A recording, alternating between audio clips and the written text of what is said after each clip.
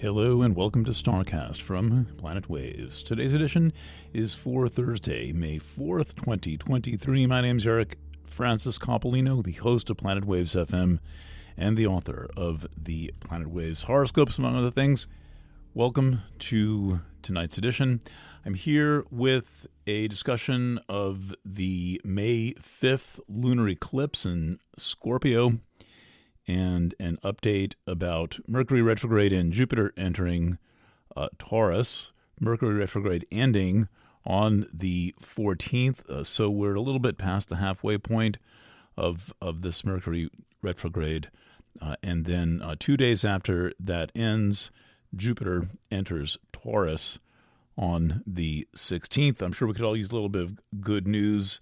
I trust that there will be a little or a lot of something for everyone with Jupiter entering Taurus, the sign of values and of resources and of stability, from my lips to God's ears. Okay, so today we'll be distributing or have distributed the Planet Waves weekly horoscope for the 4th. These are not your average weekly horoscopes. They're about 200 words per sign. That's like a short essay for every one of the signs and rising signs. And then additionally, I have an article about this eclipse, and I'm exploring the metaphor of what it means to have a body, a luminary, not really a planet, the moon, which is associated with Taurus, going dim in its opposite sign, Scorpio, the sign where the moon is said to fall. This is an ancient description from back in the days of Ptolemy, something like the year 150 AD or something like that. And this kind of smart guy, political leader and so forth, was a pretty good astrologer and left us with a set of delineations that have lasted darn nearly 2,000 years. That's pretty good document preservation, I would say. It's not the oldest document in astrology, in Western astrology. Those date back another 500 years. So there's a version of the Table of Essential Dignities that is even older, and that deserves a little video. Okay, so this is quite an eclipse. The main feature of it is that it occurs at the cross quarter, the exact midpoint of Taurus and Scorpio. It's so close. It's 2 arc minutes, 2/60ths of 1 degree away from the cross quarter. So that is exact. And why that is special is because there are resonance points in the zodiac. There are places where the universe around us vibrates a little louder than it normally does, and that includes when there's a major event at the midpoint of the fixed signs, and also includes when there's a major event near the first degree of the cardinal sign. So this is all known generally as the Aries point. I'm trying to distinguish this because, I'm describing something in Scorpio, and then I say this is about the Aries point, and I could see a lot of people saying that can't mean anything. But what I mean is that there is a vibration that is louder, that affects more people, and this is far from being a theory. We can point to hundreds of events where this has happened, from 9/11 to the East Palestine train wreck. And so we've got this here, and it's happening. And my analysis of this is, I thought about this for a long time. I mean, this is probably my 10th presentation that mentions or is devoted to this eclipse. And I thought, all right, so we got the sign of value and values, i.e. how much things are worth to us privately and what the price of things is. That's Taurus. Taurus is represented by the moon. The moon's exalted in Taurus. The little crescent above the circle in the Taurus glyph is the moon. It's also a visual pun. It's the horns of a cow, but it's also the moon. And this makes sense because the moon is said to be exalted in Taurus. It's almost like being the ruler of Taurus. The ruler is Venus. So we have a distinctly feminine expression of energy ruled by the Venus and the moon approximately equally. And then in this eclipse, the moon is at full phase, so it's in the opposite sign of the sun. That's in Scorpio, and the moon is said to fall, according to the Table of Essential Dignities, left to us by Ptolemy from the 2nd century or so. Maybe it's even older. And what that means is that the moon kind of disappears into Scorpio, and it's difficult to connect with one's feelings, one's needs, one's desires, and one's instincts and emotions. And this is what can lead to the resentful sensation of the Scorpio moon, as if one's feelings don't matter because the moon itself kind of just disappears into Scorpio. And so one of the remedies to that is to remind yourself that your feelings matter and not expect other people to notice that first. Your feelings first have to matter to you before they can matter to someone else.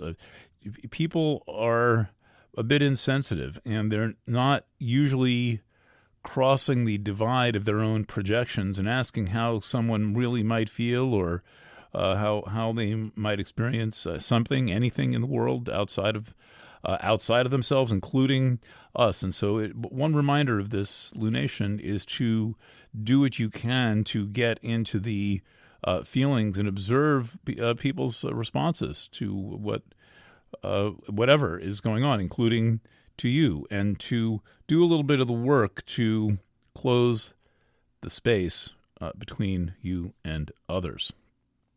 So then we have another thing going on. We have the moon representing our personal values, right? The moon exalted in Taurus. So the moon becomes the representative. Astrology does a lot of this with representatives, with things being a kind of a delegate from some place. And so the moon is the delegate from Taurus, and therefore the moon represents the things of value which are going to be diminished in Scorpio twice, once by the fact of Scorpio and once by the eclipse of the moon. Now, what I have described in the lead article is the metaphor of the way that the holistic community just simply sold out during the 2020 crisis, and people who had devoted their lives to doing no harm and to training and learning holistic care and learning the history of things like Spanish flu, which was handled by homeopaths with no problem. The homeopaths lost no patients during the 1918-1919 falsely named Spanish, that's a lie, flu, that's a lie, that had not been poisoned by essentially being given something like a bottle of aspirin every day. A lot of those patients were treated with the then somewhat new substance, salicylic acid, and it is a blood thinner. And so if you take a bottle of aspirin, you can bleed to death. You can from internal bleeding or have a stroke, and you're poisoned by a blood thinner. And so any time someone had not been poisoned by the blood thinner and the homeopaths got to them, they were showing symptoms of whatever this thing was. We're not really sure what it was. It looks like a combination of vaccine injury and response to trauma and also EMFs.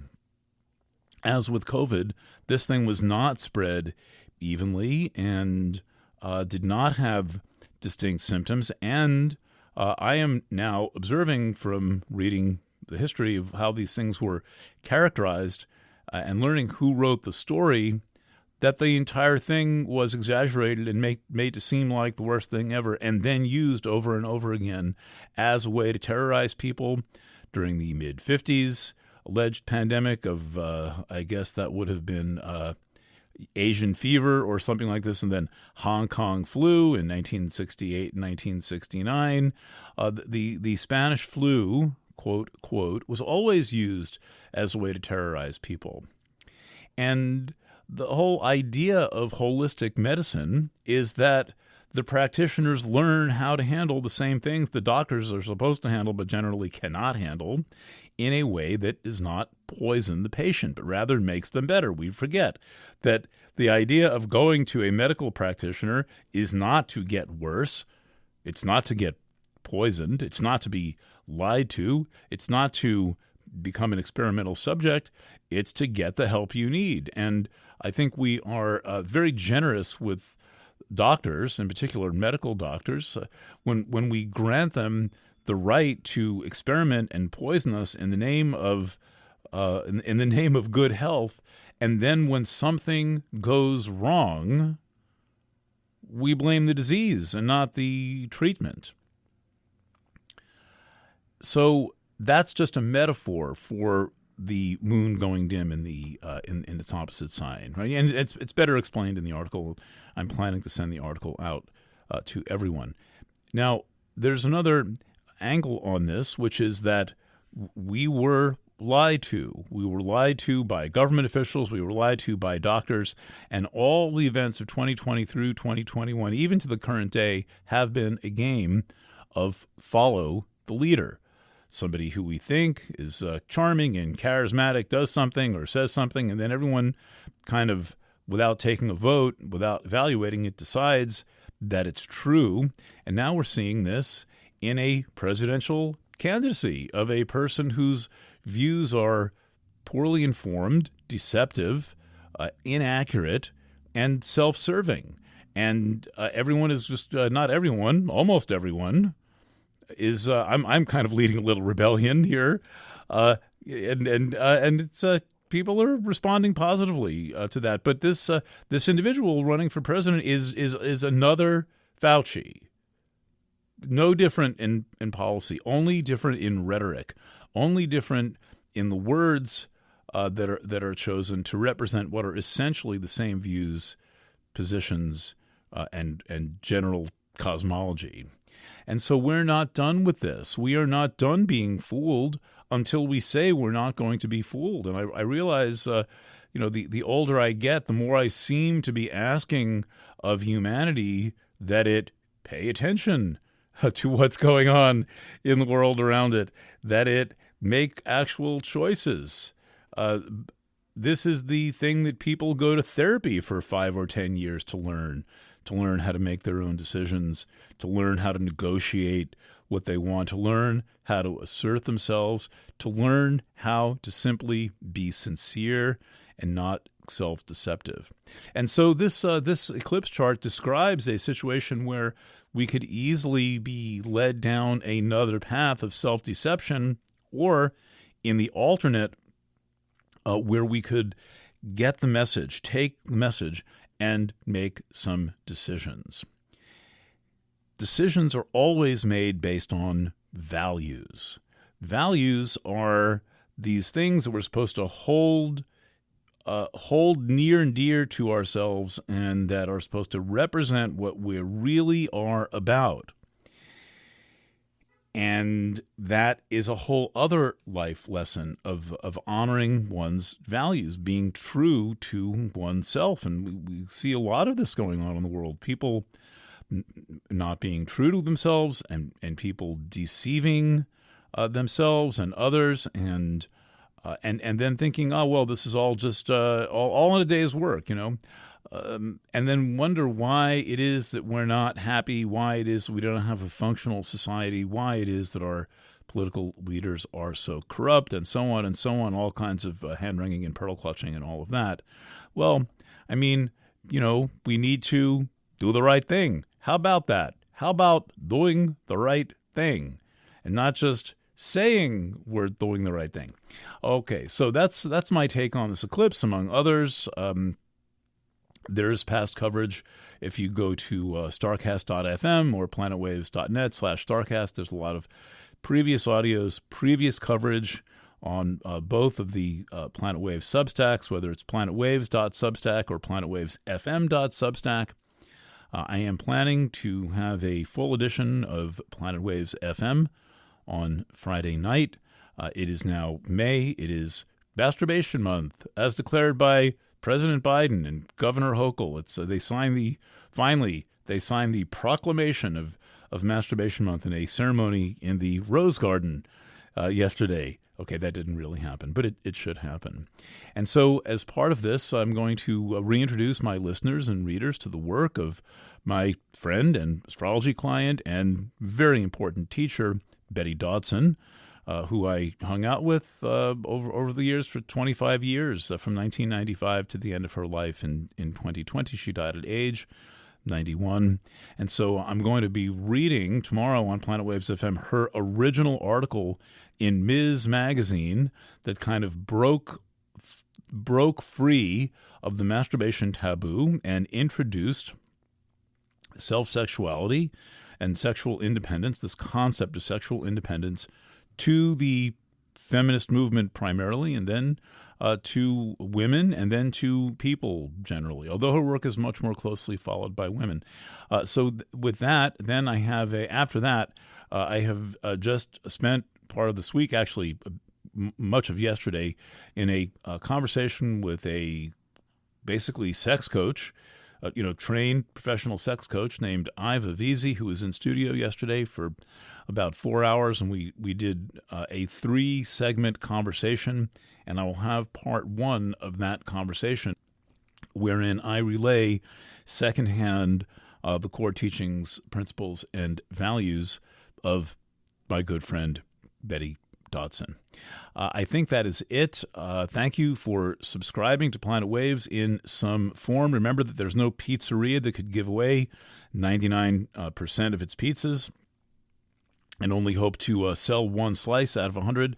So please be that 1, maybe 2 people in 100 who signs up for a subscription, and it's pretty good pizza if you ask me. But then again, I make the stuff, so of course I would think that. Otherwise, I wouldn't do it.